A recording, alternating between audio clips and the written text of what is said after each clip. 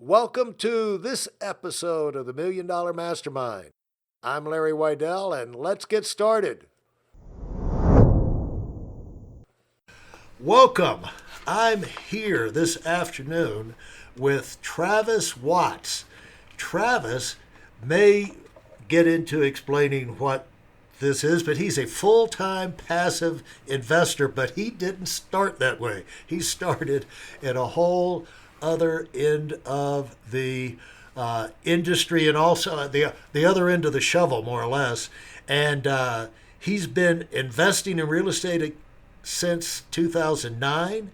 He's the director of investor relations at Ashcroft Capital. They have almost, closing in on $900 million in assets. And he's got his training on Wall Street with a company, investment company with assets of over $4 billion. So he's been in the big time for a long time. He's learned from the best, and he's moved up through the ranks and has quite a pile of lessons he's accumulated about what it takes to win in the real world, how you coach yourself to success. So welcome, Travis. Thanks for joining us. Hey, Larry, thanks so much for having me. I really appreciate it.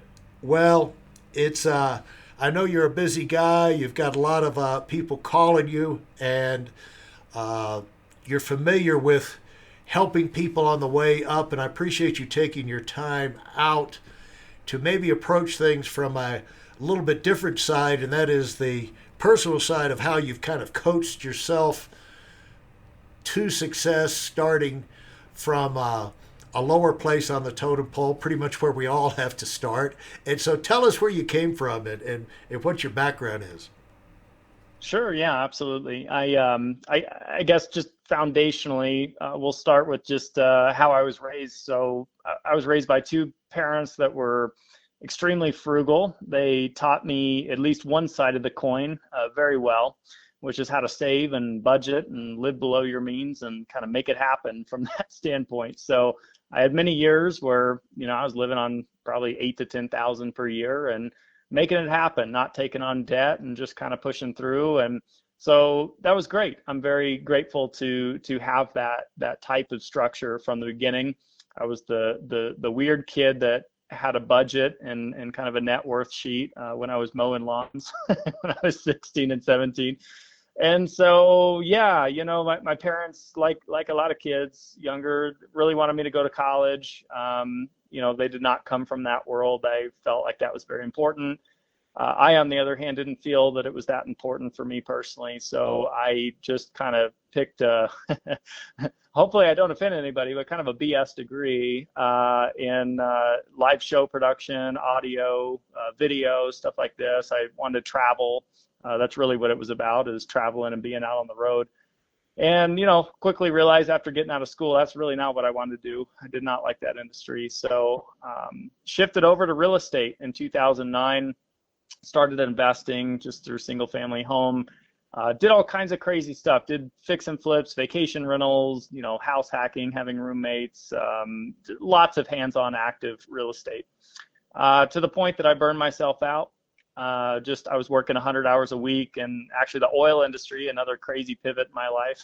And, it was too much. It was just too much for me to handle. And, we were talking before this interview, there's only so much time in the day, right? And I was capped out, 110%. So made a pivot into passively investing, leveraging other people, partnering on bigger pieces of real estate where I didn't have to actually do anything hands-on or manage tenants or find these properties or spend my weekends and time off trying to source deals. So that's what I do now. I'm full-time passive investor, as you said, which just means a hands-off investor, mostly in apartment communities, leveraging a lot of other groups, some great groups out there, great track record, great experience, just kind of partnering up with them to make this stuff happen. And I have a passion of giving back. So I spend my weeks on these 15-minute free Q&A calls with folks everywhere from the 18-year-old getting started to the 70-year-old wanting to know what a syndication is and how that works, and everyone in between.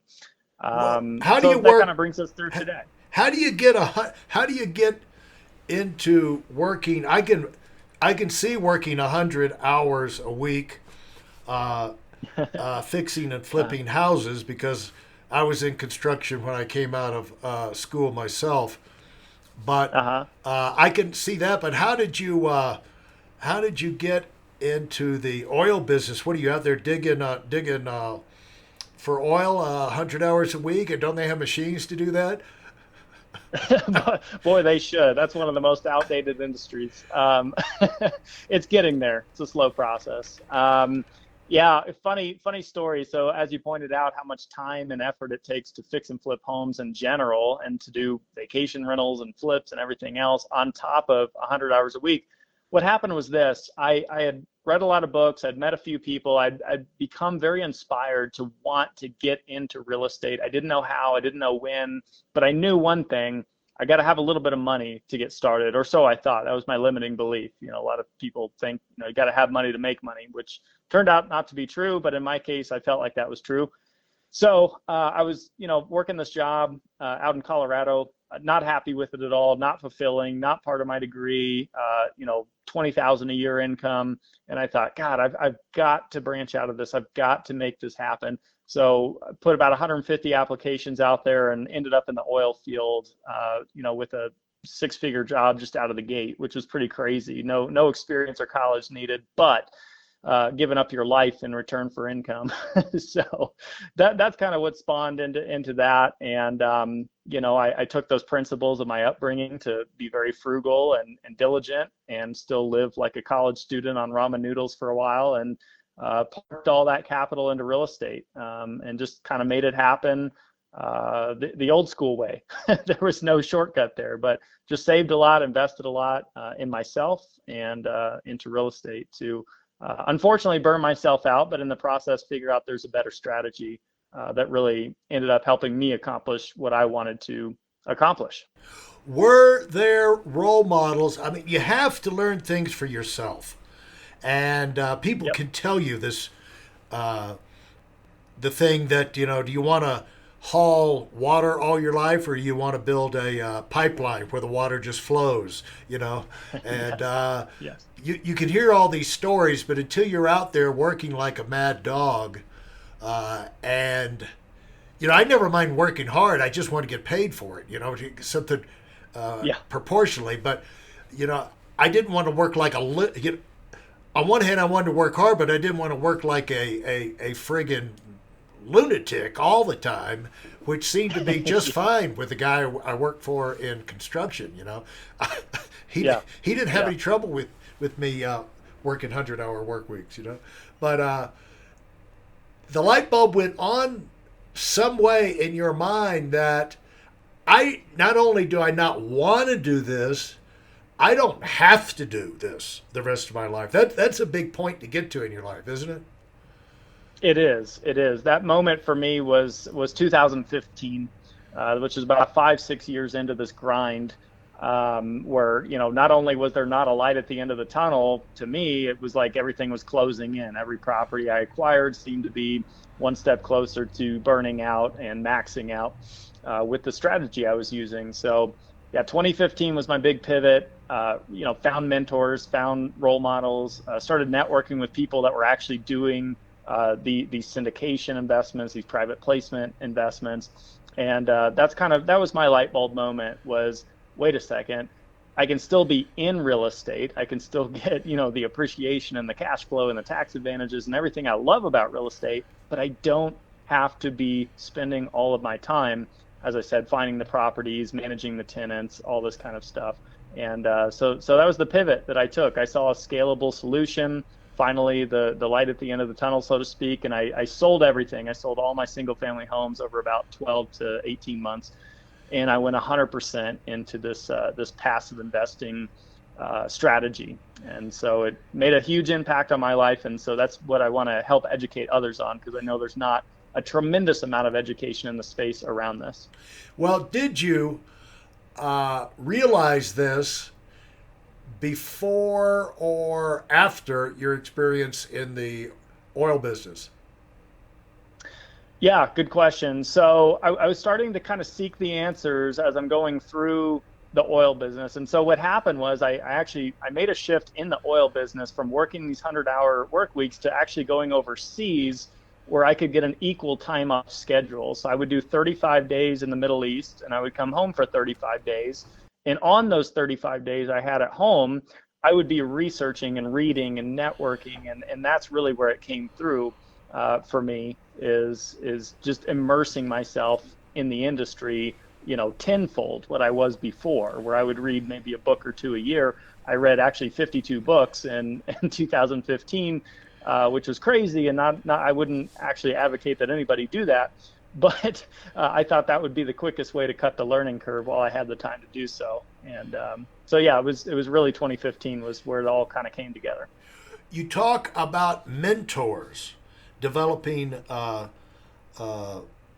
contacts and advisors and things. How Right. did you go? How did you go from reading books and watching videos to where you're actually in direct contact with some of these people? Exactly. Yeah. And to be honest, mentors and or coaches, whatever term you want to use, role models made the biggest difference. They were the ones that actually helped me cut the curve even faster than reading 10 or 20 books. How did I go about doing it? I started joining networks. I started jumping on online forums, things like Bigger Pockets. Then I started connecting with folks in real estate meetup groups. Then I started attending real estate conferences. And so I really had to see for myself firsthand that not only is this a viable, asset class and niche and thing that I can really do myself, but that people have actually been doing this for 5, 10, 15, 20, 30 years sometimes. And that was, seeing is believing to an extent, right? And so that really helped me find the certainty that I was looking for to actually take action and make this change. And did you uh, find yourself gradually slipping into that and that becoming more of a occupation with you than where you could afford to give up the uh, 35-day trips to the Mideast on the working Yeah. in the oil fields?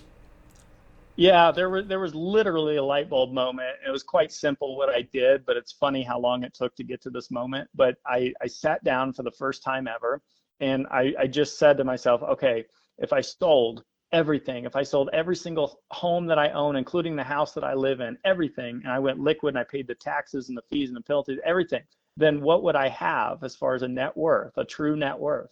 And then if I were to take that amount of capital and start putting that into these passive investments, given a conservative cash flow number that I projected off of, what would that mean in terms of income? What would that mean in terms of lifestyle? And what I found out, this was my motivator. I found out I could quit the oil business, a job I did not like, a job I was not passionate about, a job I did not want to continue, nor did I believe that I could continue if I wanted to, because oil is such a boom and bust industry. I felt like even if I loved it, 5, 10 years out, I'll be unemployed anyhow. So that gave me the push. Is I really saw the numbers in front of my face, and I thought I have to do this. And that's kind of what directed me, as you mentioned at the beginning of our interview, into working for a brokerage firm, learning Wall Street, working for these private placement groups. I really embraced what I wanted to learn, things that I actually got true fulfillment from, and not just working for money and trading my time. Well, how did you make that jump Yep. to Wall Street? Like, buy a suit and uh, wash all the oil off and Yeah. Well, show up on Wall what Street. what yeah, what a difference. You're exactly right. I literally didn't own a suit. And so I got these oily coveralls. I'm thinking, oh my God. So I find myself in Men's Warehouse, getting fitted. And so yeah, Let so me ask you a question. basically, Let yeah. Travis. Let me. Did you like the way you looked? I was ready for any kind of change, Larry. Okay. Oh All right. man. Okay. Yeah. I had a buddy. He was in Texas working for this brokerage company. I was telling him kind of about my dilemma and what I was going through, and he goes, if you ever need a referral or whatever, I'm here for you. So I took full advantage of that. And so I got hired. And so, my idea was this. To an extent, I already understood real estate and kind of the fundamentals, the concepts here.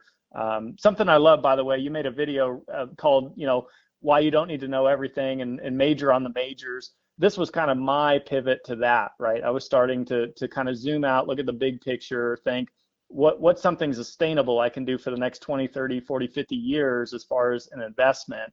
I don't want to be constantly losing my ass every 10 years or having to retrain and relearn learning Bitcoin and cryptocurrency, and then it goes away and then I got to start all over again. So what I thought was this: if I knew real estate to an extent, what if I learned the stocks, bonds, and mutual funds world, and then I could be this all-inclusive, well-rounded financial guy or guru or something. And that was the thought process. But when I entered that industry, I was just personally disappointed on the lack of education in the space and how investing really wasn't the topic of training. It was about pushing, mutual funds and things. And I thought, this really, A, isn't something I'm passionate about. B, I've got all my money in real estate and almost none in the stock market. So I just felt a huge misalignment of interest with folks I was talking to. So I had to just pull the plug on myself and go back to real estate, figure out, a new strategy that was going to work.